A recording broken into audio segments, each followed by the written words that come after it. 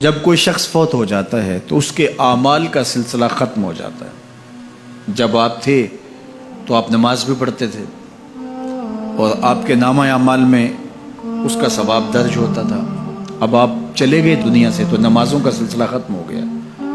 آپ صدقہ دیتے تھے، اس کا ثواب آپ کو دیا جاتا تھا، اب آپ نہیں دے سکتے۔ آپ تسبیحات کرتے تھے، آپ کسی کی مدد کرتے تھے، آپ لوگوں کو راستہ دکھاتے تھے، راستے میں پڑی ہوئی چیز اٹھا لیتے تھے، کسی پیاسے کو پانی پلا دیتے تھے، کسی بھوکے کو کھانا کھلا دیتے تھے، کسی برہنہ وجود کو لباس دے دیتے تھے، کسی کا بیٹھ کے دکھ سن لیتے تھے، کسی کی مشکل میں کام آ جاتے تھے۔ آپ حج کرتے تھے، آپ عمرے کرتے تھے، آپ قرآن مجید کی تلاوت کرتے تھے۔ یہ کتنے اعمال خیر تھے جو آپ بجا لاتے تھے، لیکن جب موت آئی تو یہ سب کچھ ختم ہو گیا۔ الا من ثلاثہ، لیکن 3 اعمال کا ثواب ہے جو اس کے نامہ اعمال میں درج ہوتا رہتا ہے۔ وہ کون سی 3 چیزیں ہیں سنیے، اور یہ اعمال اپنی زندگی میں کمائیں تاکہ نامہ اعمال کبھی بھی جو ہے وہ بند نہ ہو اور یہ چیزیں درج ہوتی رہیں۔ سب سے پہلی چیز صدقہ جاریہ، ایسا صدقہ کہ جو جاری رہے۔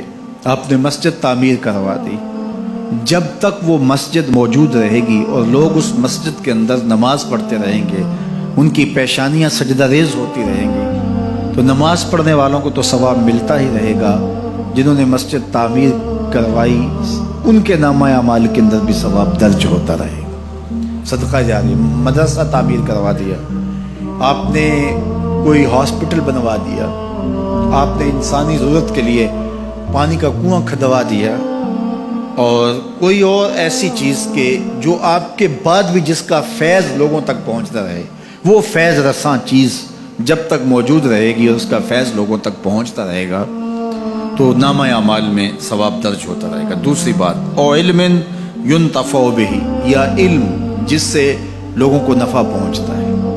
یہ ایک ایسا کھاتا ہے جو کبھی بھی بند نہیں ہوتا۔ آج میں اگر حضور علیہ السلام کے فرامین آپ کے سامنے رکھ رہا ہوں اور آپ اس کو سن رہے ہیں، اور اللہ توفیق عمل بھی نصیب فرمائے، تو مجھے بتائیے، مجھے تو اس کا ثواب ہو ہی رہا ہے۔ اب جس استاد نے مجھے پڑھایا ہے اور یہ سکھایا ہے، یہ جتنے لوگ سن رہے ہیں سب کا ثواب میرے استاد کے نامہ اعمال میں درج ہو رہا ہے، اور میرے جیسے اور بھی شاگرد ان استادوں کے جو اگر یہ کام کر رہے ہیں تو ان کا ثواب بھی استاد کے کھاتے میں درج۔ اب اس کا ثواب پھر ان کے استاد کے کھاتے میں درج، اور پھر ہمارے استادوں کے جتنے بھی ہم سبق تھے سب کا ثواب ان استادوں کے کھاتے میں درج، اور پھر ان کا ان کے کھاتے میں، اور یہ چلتے چلتے حضرت ابو ہریرہ کے کھاتے میں چلا گیا، اور پھر ان کا ثواب رسول کریم کے کھاتے میں گیا۔ اللہ اکبر۔ تو بات کر رہا تھا کہ اس طرح کھاتے بڑھتے چلے جاتے ہیں اور نامہ اعمال میں ثواب درج ہوتا چلا جاتا ہے۔ او علم ينتفع به، ایسا علم جو نفع دیتا ہے۔ او ولد صالح يدعو له، تیسری بات، صالح اولاد جو ماں باپ کے لیے دعا کرے، اور ماں باپ کے لیے جب دعاؤں کا سلسلہ اولاد کی جانب سے جاری رہتا ہے تو وہ صدقہ جاریہ ہوتا ہے۔ صالح اولاد ماں باپ کے لیے کبھی بھی دعا ترک نہیں کرتی۔ اولاد صالح تبھی ہوگی کہ وہ 5 گانا نمازی ہوگی، اور 5 گانا نمازی اولاد اہتمام سے دعا نہیں بھی کر پائے گی تو دن میں کتنی مرتبہ کہے گی، ربنا اغفر لی ولوالدی، اے اللہ مجھے بھی بخش دے، میرے ماں باپ کو بھی۔ ایک شخص کے 2 بیٹے ہیں، 3 بیٹیاں ہیں، 3 بیٹے ہیں، 4 بیٹی ہیں، اور وہ نمازی ہیں، اور روز کہتے ہیں ربنا اغفر لی ولوالدی۔ یار کبھی تو کوئی لمحہ ایسا ہوتا ہے جب تار جڑی ہوئی ہوتی ہے، کبھی تو لمحہ ایسا ہوتا ہے جب بالکل خلوص کا رشتہ مضبوط ہوتا ہے، کبھی تو لمحہ ایسا ہوتا ہے جب رقت طاری ہوتی ہے۔